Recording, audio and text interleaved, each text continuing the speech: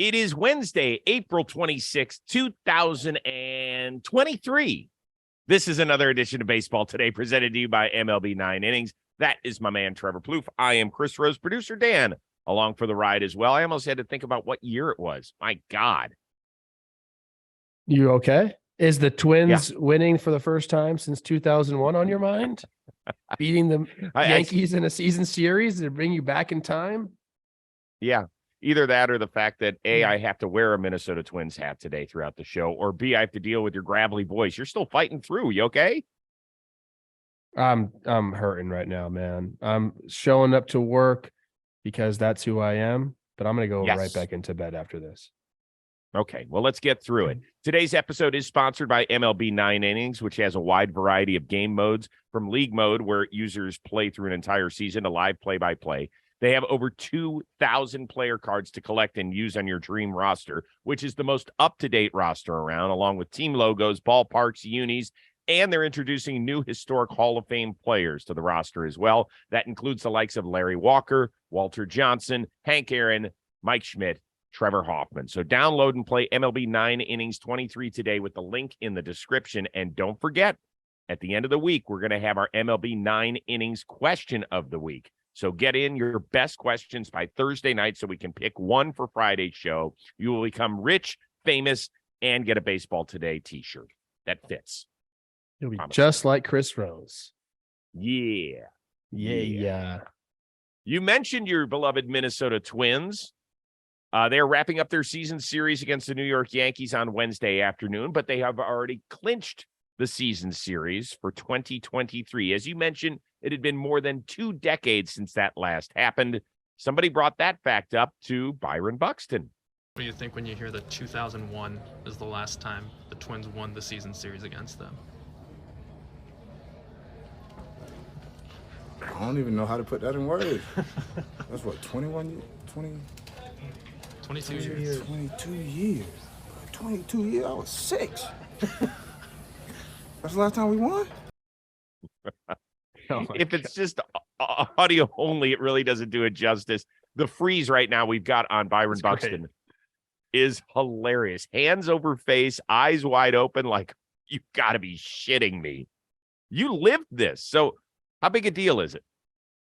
I don't know how big of a deal it really is. I mean, it's a fun talking point for us, and it obviously was always brought up, the Twins being, the Yankees' son, and, there's some playoff numbers there too.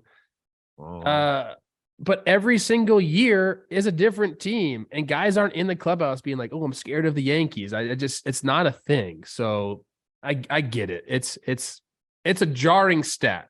No doubt about that. If you would have asked me, did we ever win a season series against the Yankees? I'm like, probably. I don't know.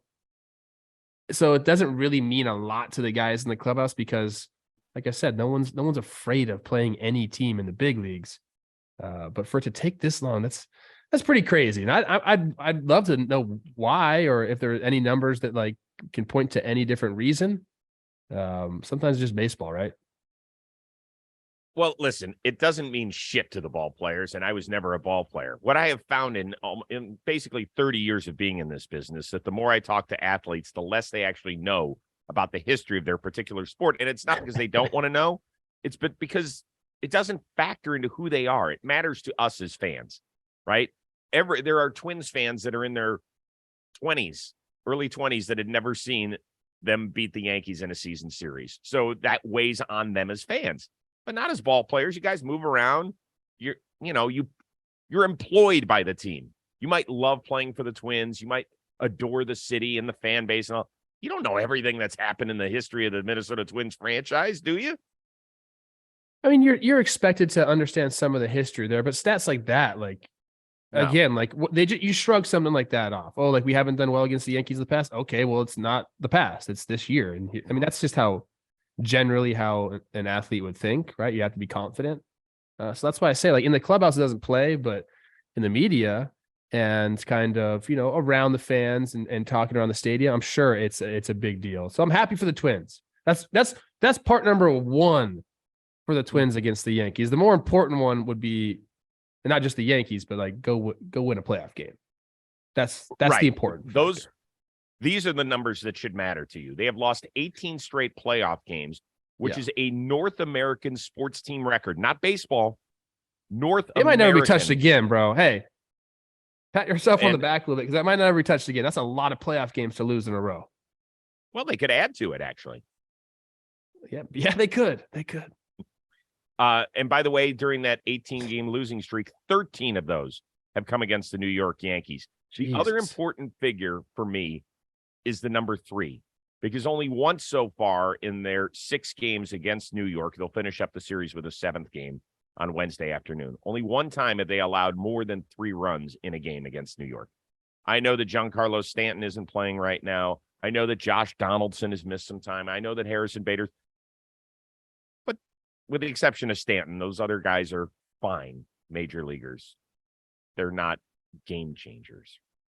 Oh, they're struggling right now. The Yankees depth is in shambles right now, and every Yankee fan will tell you that. But it doesn't matter. You still got to play the game. Coach Trev, career Yankee Stadium. I didn't fear that. I love playing in New York. My gosh, 800 OPS. I love it. This is one of the many reasons I love you. You look up your own stats. Yeah. That's impressive. Well, because I was thinking, like, did boy. I care? Was I afraid of the Yankees? I never felt afraid of the Yankees. In fact, I liked it because we play in the Twins minor league system. When I was there, we matched up a lot with the Yankees. We were kind of in the same leagues as them. So like I was like familiar with the dudes, and I liked facing the kind of, when I was coming, they had one certain genre of pitcher, tall right-handers. That's what they wanted to have. I didn't necessarily like that, but I found ways to have success against them. So speaking of success, Justin Steele, go pat yourself on the back and go look up your stats, because they're damn good. He improved to 4-0 as the Cubs continue to play well here in the early season. The most interesting thing might have been after a Fernando Tatis catch in right field. Oh, guess what showered upon him? He's on steroids! He's on steroids! He's on steroids! He's on steroids! He's on steroids! Once again, for those of you that are audio only, that is "He's on steroids," the chant, and Tatis midway through kind of turned around and started doing a funky little dance. Did you have a problem with A, the way the Cubs fans treated him, or B, Tatis's reaction, or C, neither? C, neither. At first, when I saw him dancing, I was like, that's a little, in my opinion, kind of cringy. But you got to put yourself in this guy's shoes, man. Like, he made a mistake. He's going to have to hear that a lot. What is your reaction supposed to be? Are you going to get mad about it and let it affect you? You can't really do that, because then your on-field performance is going to go down. If you just ignore it, it's going to keep going. This is the way to neutralize that. If you just kind of have fun with the crowd and acknowledge them and kind of wave, whatever, like, it kind of takes the power away from the fans if you do that. So I think it's probably the right response. I don't know if he's going to be dancing every single game, because he's definitely going to be hearing that a lot. But for right now, I'm okay with it. Because, like, again, you got to put yourself in this guy's shoes. Like, there's only a few ways you can handle it, and I think this is probably the way that will allow you to continue to focus and have success on the baseball field. Let's start with A. No problem with what the Cubs fans did. To be honest with you, it was rather benign. I mean, I think that there's going to be fan bases, depending on where he plays, and I haven't checked the Padres' entire road schedule, where the fan bases are going to be much more critical. Oh my gosh. What? I just thought of something. Like, if this dude was a shortstop still, you wouldn't even hear anything. But playing in the outfield is a different beast. People in the bleachers out there usually sauced up a little bit more. Gosh, that's a big difference for him. He might one day he might request, like, hey, can I go back to the infield? Or DH, if you don't mind. Yeah. I'll even catch today. That's a great point. But yeah, fans are going to say whatever they want, and they should be able to say stuff like that. It's he got popped for PEDs. Yeah. You know, what do you want him to chant? He had ringworm. Like, it doesn't have the same effect, I don't think. As far as Tatis, when I first saw it, I was a little bit like you. I was kind of taken back because we just haven't seen much of that sort of rebuttal. But he's kind of a fun-loving guy. He has been entertaining throughout the years. So it doesn't mean that he's not taking the situation seriously. He's got to do whatever he has to do to maximize his ability and his return to being an MVP candidate. And if that's the way he has to handle it, that's the way he has to handle it. I'm sure some people didn't care for it. I'm sure some people are going to be critical of him on the morning shows and the way he handled it. Would you just sit there and take it? No, be who you are. And if that's who you are, his job is to be the best San Diego Padre. And that is all that matters from this point moving forward. I used to have a game plan. If you'd go out with the boys, when you're playing ball, a lot of times when you go to, a bar or a lounge, people know who you are. And sometimes guys will want to test you a little bit, they'll come, oh, those guys, fuck those guys. My plan was always, if some guy was being rowdy, first thing I would do was go up to him and be like, hey man, you play ball before? You look like a ball player. And kind of stroke the ego a little bit and then neutralize the situation instantly. And that's kind of what he was doing there. Yeah, a little bit. Like I said, though, it's going to be an interesting journey for him away from Petco Park this season. Yeah. All right, so we are inching closer to the summer months, and that means you're going to spend a lot more time outside. That means you're going to spend a lot more time in the sun, and that means that you could have massive problems with your skin unless you call on our friends from Caldera Lab. They created a high-performance men's skincare product by combining pharmaceutical-grade science along with nature's purest and most potent ingredients. Guys, I need you to listen to this. A lot of us don't like to put stuff on our skin. Maybe you do the sunblock thing, but you don't want to take care of it the rest of the way. My man, Trevor Plouffe, he's already bitching and moaning about the way his skin is aging, and he's a guy in his mid-30s. Take it from a dude who's 15 years older than Plouffe. You got to take care of your skin and start it today. Caldera Lab is backed by the leading clinical trial where 9 out of 10 men experience healthier and visibly improved skin. This lab has the tools to unlock your best first impression and confidence along the way.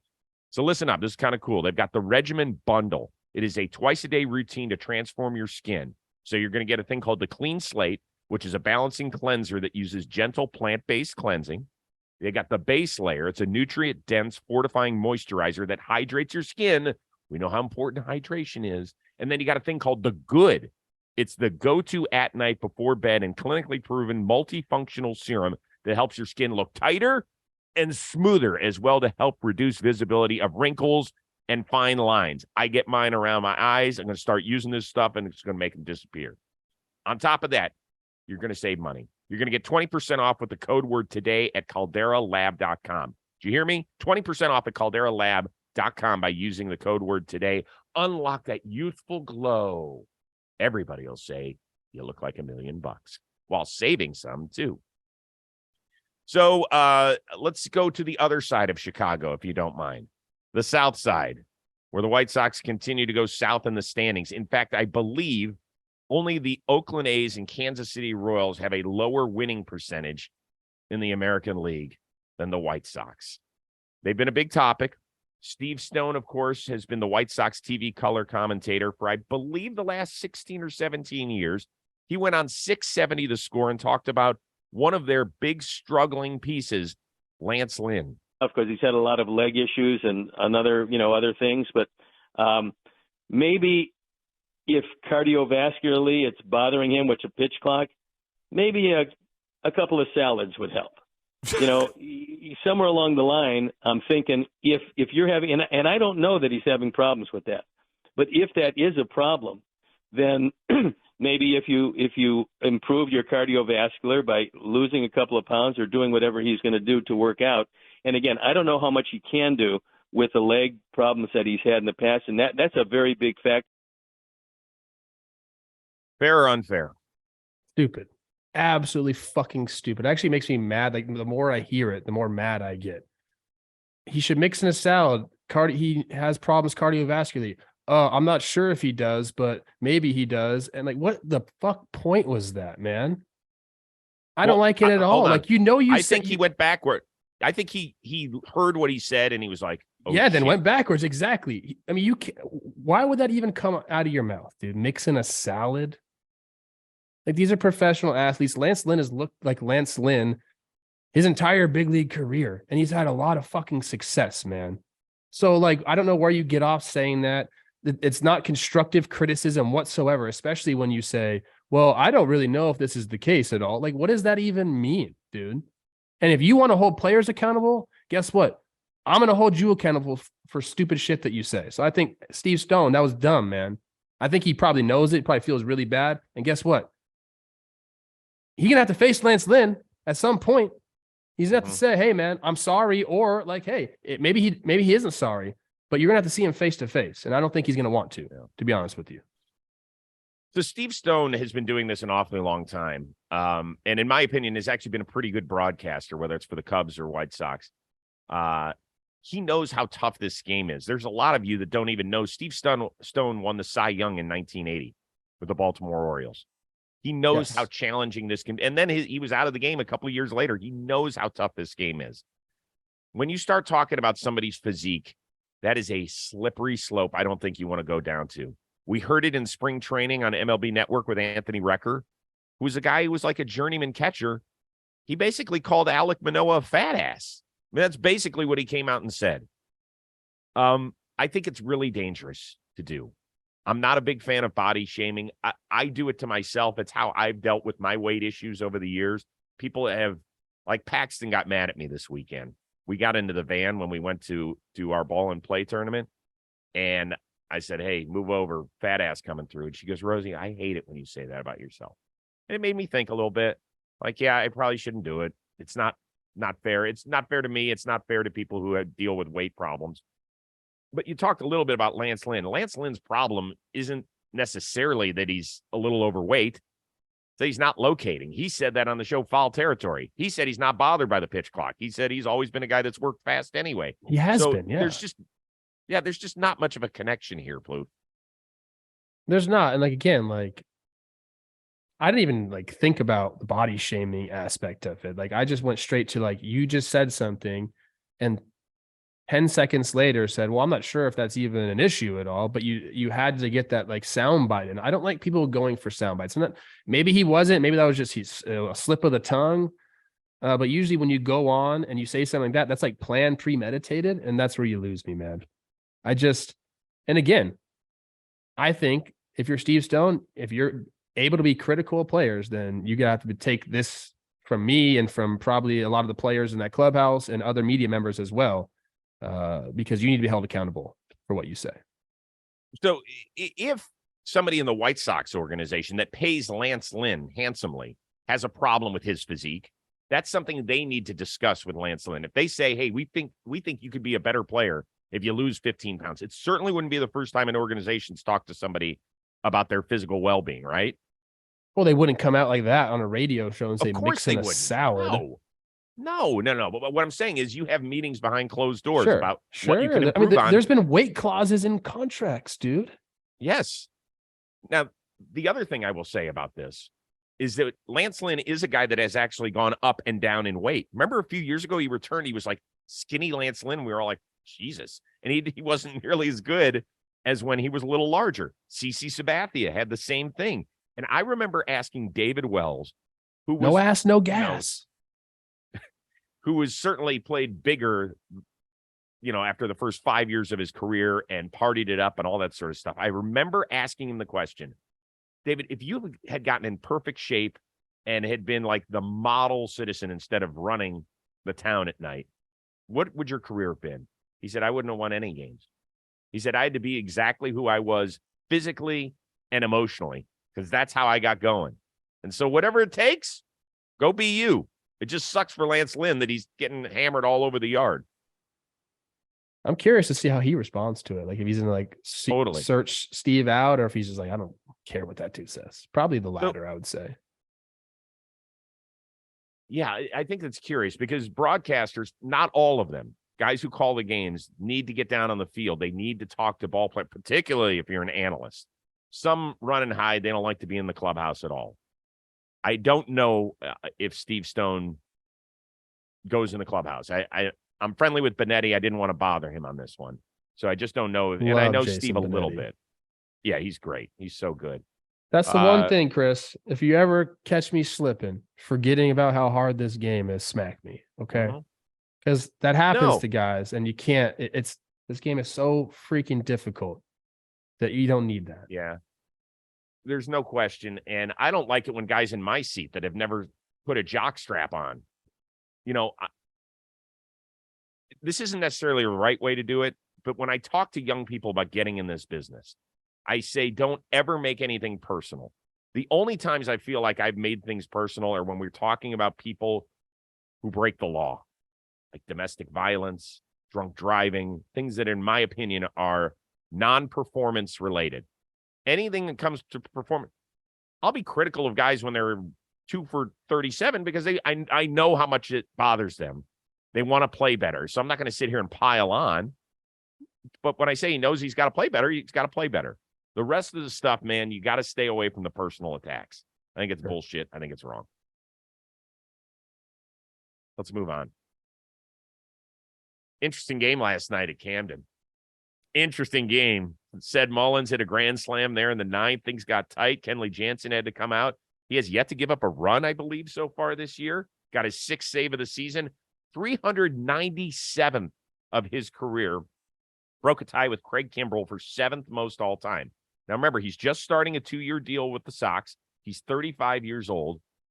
Are we looking at a future Hall of Fame closer?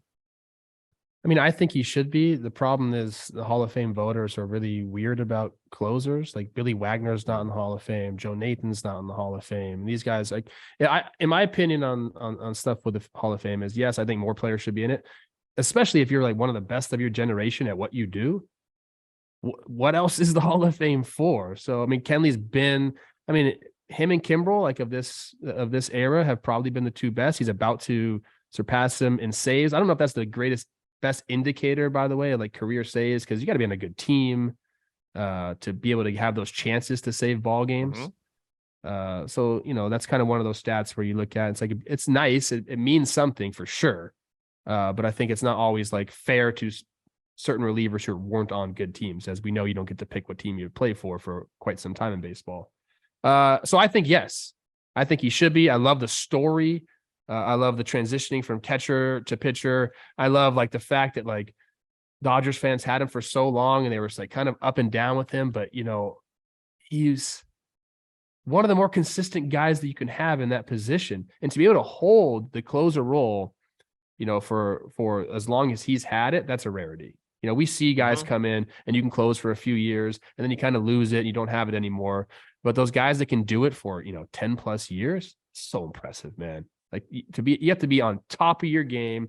You have to know how to handle that situation, which people will say, oh, high leverage this, high leverage that. The last 3 outs are difficult to get. Talk to any reliever that's pitched in Major League Baseball.